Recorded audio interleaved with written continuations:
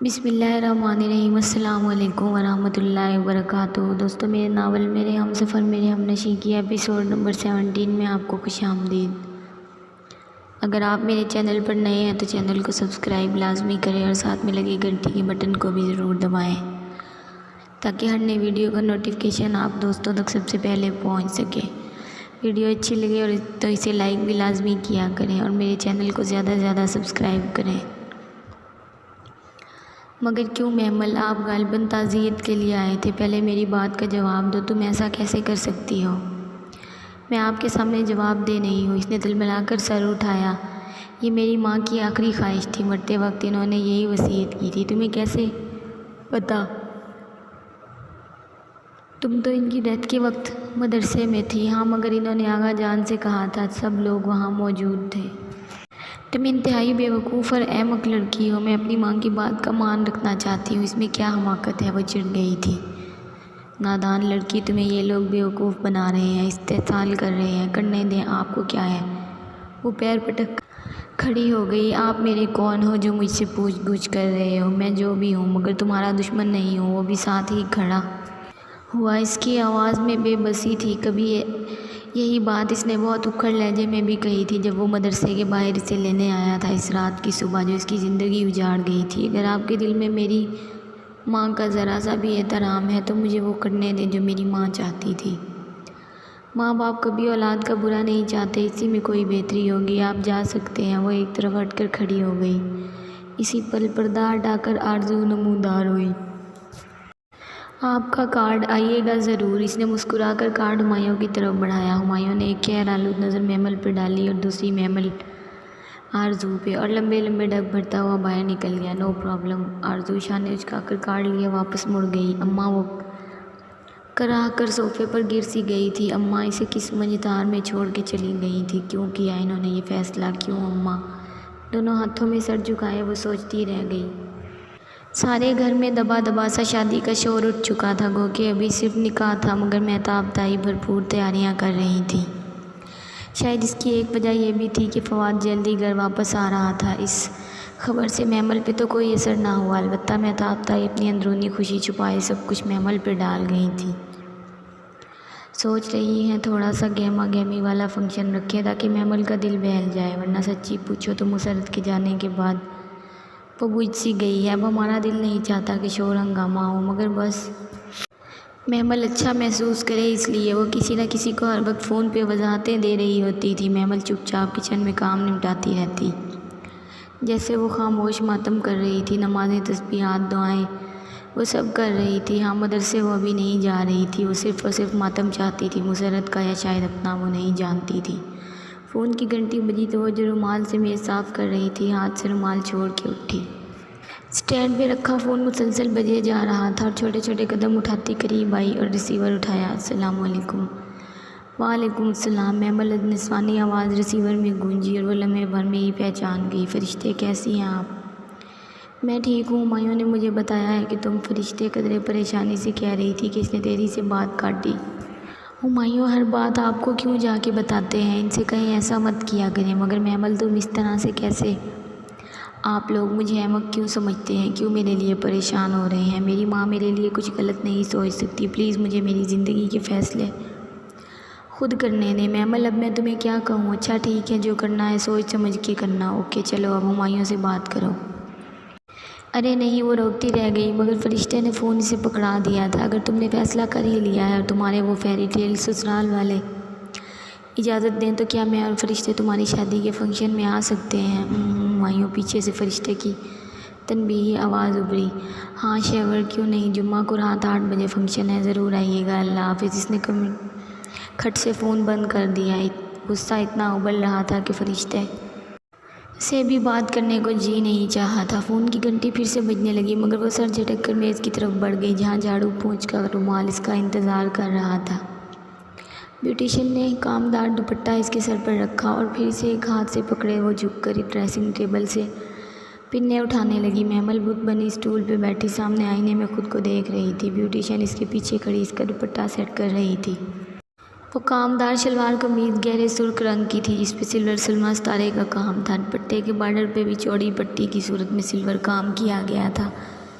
ساتھ میں نازک سا وائٹ گولڈ اور روبی کا نیکلیس تھا اور ایک خوبصورت قیمتی سا ٹکا جس میں بڑا سا سرخ روبی جڑا تھا، اس کے ماتھے پہ سجا تھا۔ جانے تائی نے کب یہ سب بنوایا تھا، وہ بھی چپ چاپ ہر چیز پہنتی گئی۔ گھر میں ہونے والے ہنگاموں سے کہیں نہیں لگتا تھا کہ مسرت کو مرے ابھی 20 دن بھی نہیں ہوئے، مگر وہ شکوہ کس سے کرتی؟ مسرت کی زندگی میں بھی ان کی اتنی ہی اہمیت تھی کہ مرنے کے بعد کوئی نہیں یاد رکھتا۔ اور سنا تھا آج تو فواد بھی گھر آ گیا تھا، پھر کاہے کا ماتم؟ وہ اپنے کمرے کی بجائے تائی کے کمرے میں تھی تاکہ وہ ٹھیک سے تیار ہو جائے۔ اسے تیار کرنے کے لیے تائی نے وہ ماہر بیوٹیشین بلوائی تھی جو کافی دیر سے اس پہ لگی ہوئی تھی۔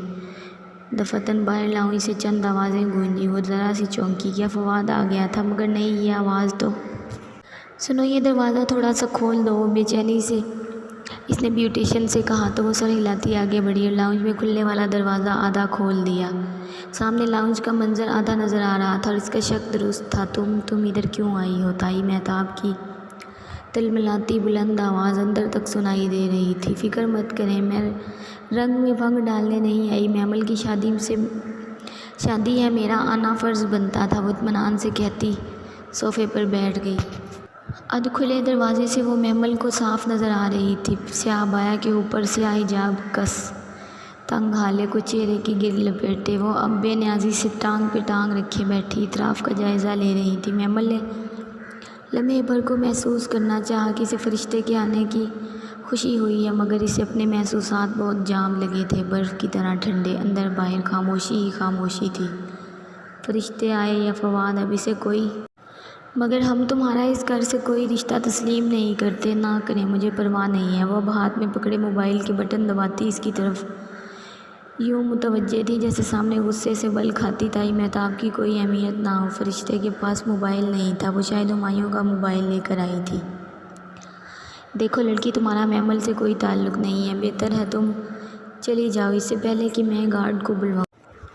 پھر آپ گارڈز کو بلوا لیں، کیونکہ میں تو ایسے جانے والی نہیں ہوں۔ سوری مسٹر کریم، میں موبائل پہ بزی ہوں، آپ دیکھ رہی ہیں، مجھے ڈسٹرب مت کریں اور پلیز محمل کو بلا دیں۔ وہ ٹانگ پہ ٹانگ رکھے بیٹھی موبائل پہ چہرہ جھکائے ہوئے مصروف تھی۔ محمل کے لبوں کو ہلکی سی مسکراہٹ چھو گئی۔ فرشتے بدتمیز یا بد لحاظ نہ تھی، بلکہ ازلی ٹھنڈے اور باوقار انداز میں تائی مہتاب کو بہت آرام سے جواب دے رہی تھی۔ البتہ محمل بدتمیزی کر جاتی تھی، اسے لگتا تھا وہ کبھی بھی فرشتے کی طرح پورے اعتماد اور باوقار نہیں بن سکے گی۔ محمل تم سے نہیں ملے گی، تم جا سکتی ہو۔ آغا جان کی آواز پہ موبائل پہ مصروف فرشتے نے چونک کر سر اٹھایا۔ وہ سامنے سے چلے آ رہے تھے، کلف لگے شلوار قمیض میں ملبوس، کمر پہ ہاتھ باندھے، وہ غیظ و غضب کی تصویر بنے ہوئے تھے۔ السلام علیکم چچا۔ وہ موبائل رکھ کر اٹھ کھڑی ہوئی، چہرے پر ازلی اعتماد اور سکون تھا۔ فرشتے تم یہاں سے جا سکتی ہو، آپ مجھے نکال سکتے ہیں۔ وہ ذرا سا مسکرائی۔ آپ کو لگتا ہے کریم چچا کہ آپ مجھے نکال سکتے ہیں؟ میں نے کہا یہاں سے جاؤ۔ وہ ایک دم غصے سے داڑھے تھے۔ میں بھی اتنا ہی اونچا چیخ سکتی ہوں، مگر میں ایسا نہیں کروں گی، میں یہاں یہ کرنے نہیں آئی، میں صرف محمل سے ملنے آئی ہوں۔ وہ سینے پہ ہاتھ باندھے پورے اعتماد سے ان کے سامنے کھڑی تھی۔ لاؤنج میں سب اکٹھے ہونے لگے تھے اور لڑکیاں ایک طرف لا علم سی کھڑی اشاروں میں ایک دوسرے سے پوچھ رہی تھی۔ حسن بھی شور سن کے سیڑھیوں سے نیچے اتر آیا تھا۔ لاؤنج کے بیچوں بیچ آغا جان کے سامنے کھڑی وہ دراز قد سیاہ بایا والی لڑکی کون تھی؟ بہت سی آنکھوں میں سوال تھے۔ تمہارا محمل سے کوئی تعلق نہیں ہے، وہ تم سے نہیں ملے گی، سنا تم نے؟ آپ یہی بات محمل کو بلوا کر پوچھ لیں کریم چچا کہ وہ مجھ سے ملے گی یا نہیں۔ ہم تمہیں نہیں جانتے کہ تم کون ہو، کہاں سے اٹھ کر آ گئی ہو، تم فوراً نکل جاؤ ورنہ مجھ سے برا کوئی نہ ہوگا۔ آغا جان یہ کون ہے؟ حسن الجھا ہوا آگے بڑھا۔ تم بیچ میں مت بولو۔ انہوں نے پلٹ کر اتنی بری طرح سے جھڑکا کہ حسن خائف ہو گیا۔ ہٹو۔ بیوٹیشین کا ہاتھ ہٹا کر وہ اٹھی اور کامدار دوپٹہ سنبھالتی ننگے پاؤں باہر لپکی۔ آپ مجھ سے ملنے آئی ہیں؟ لاؤنج کے سرے پہ وہ رک کر بولی تو سب نے چونک کر اس کی طرف دیکھا۔ فرشتے ذرا سا مسکرائی۔ کریم چچا کہہ رہے تھے کہ تم مجھ سے نہیں ملو گی۔